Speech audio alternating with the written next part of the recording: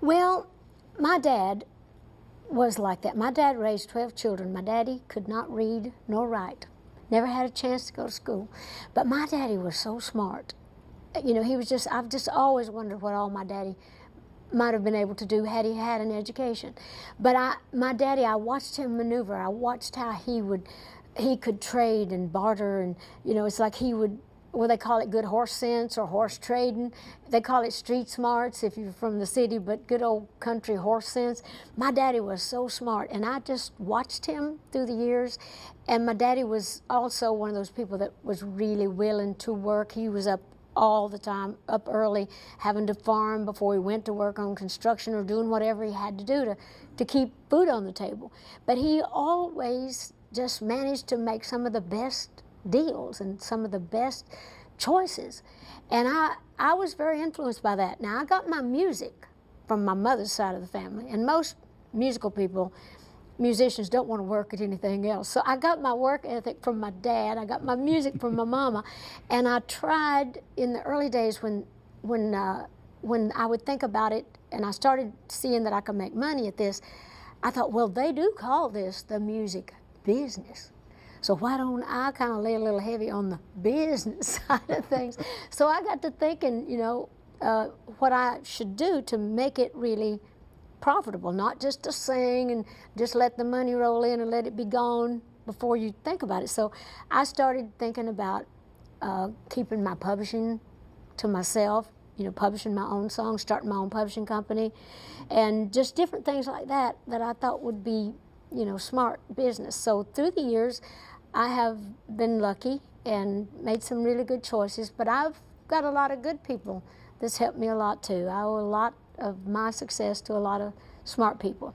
But I'm thinking of a young, say, an 18-year-old Dolly Parton in Nashville, trying to make it, talented.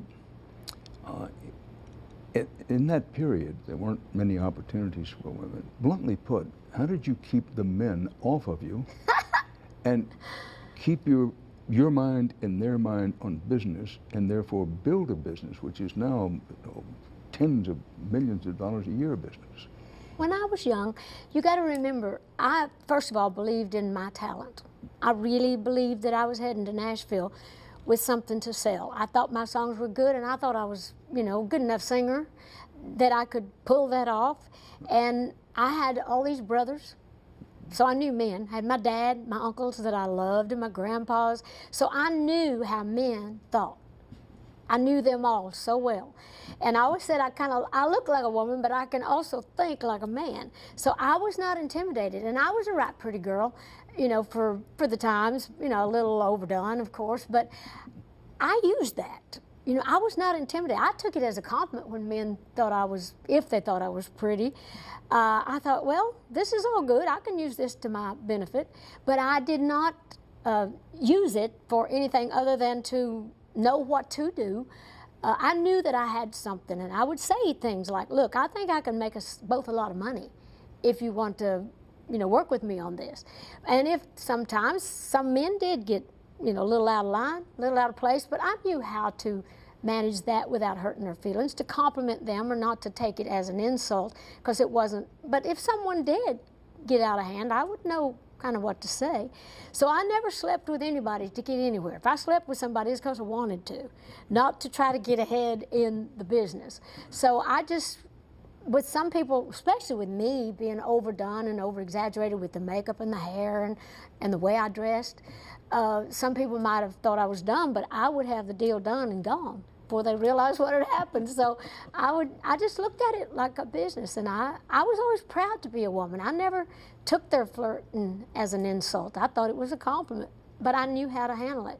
You had the moxie, not to mention the good business sense, to, for example, when you wrote I Will Always Love You, and Elvis Presley was going to record it, and suddenly you said, whoa, no. Tell me about that. Well, actually, Elvis loved the song. That was when he and Priscilla were having their problems, which I met her recently, and she told me that Elvis loved that song, and he had sung that to her on the day of their divorce. He said he kind of leaned in and sang a little bit of "I Will Always Love You," and so she told me how much that he loved that song. Because this was recently, we were doing some business, but during that time, it's no fault of Elvis. You know, he loved the song, but Tom Parker was in defense of Tom Parker too. Colonel Tom, his manager. You know, he made some wise decisions, evidently. So he knew what he was doing. But that goes back to that other thing, because Elvis was ready to record it. I told my friends and people that he was recording it, and they were in town to do the recording. They had invited me down to the session. And Colonel Tom Parker calls me the day before and says, now you do know that Elvis is recording your song, and you do know that Elvis don't record anything that he don't publish, or at least get half the publishing on.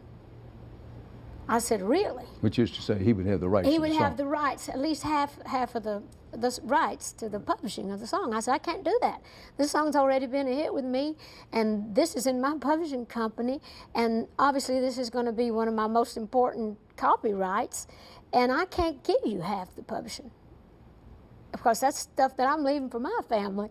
And he said, well, then we can't record the song, and I was just heartbroken. I said, well, I'm really sorry, but I can't do that. Well, so Dolly I Parton, didn't. That took guts. Well, it didn't to me. It seemed to be the thing to do. It hurt me because I was so disappointed that I was going to have to tell my friends Elvis didn't record it. But I just knew that that was not right, and that was not, if it had been maybe, if I didn't have my own publishing company, had the song not already been a hit, it might have been different. But I couldn't give somebody half of a song that had already been #1, and that was, you know, was evident, had already proved itself. Well, so, you had some redemption. Whitney Houston then, well, many yes. years later. That's true. When Whitney recorded, I was thinking, oh, good, because now I own 100% of the publishing, 100% of the writing, and I did really well with that. But I didn't blame Elvis, and I didn't blame Colonel Tom either. It was a decision I had to make at the time, and I'm glad I did. But when Whitney Houston recorded it, which made it a worldwide hit all over again, not only made you a lot of money, that's true, but also, as you yourself said, you said, hey, here it comes again. That really was a great song. My question is, Whitney Houston, African-American heritage, you from the mountains of East Tennessee, what went through your mind when it was Whitney Houston who brought the song back and made it again such a sensational bestseller? Well, it was overwhelming.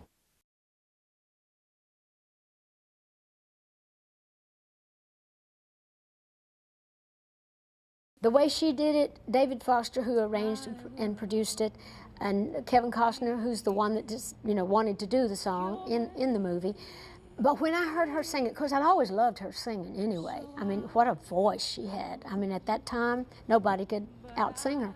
But when I heard it, my heart just stopped. I just couldn't believe that my little song, my little simple song that was written straight from my heart, you know, about a subject that we all know and relate to one way or another, whether it's someone that's died or kids going off to school.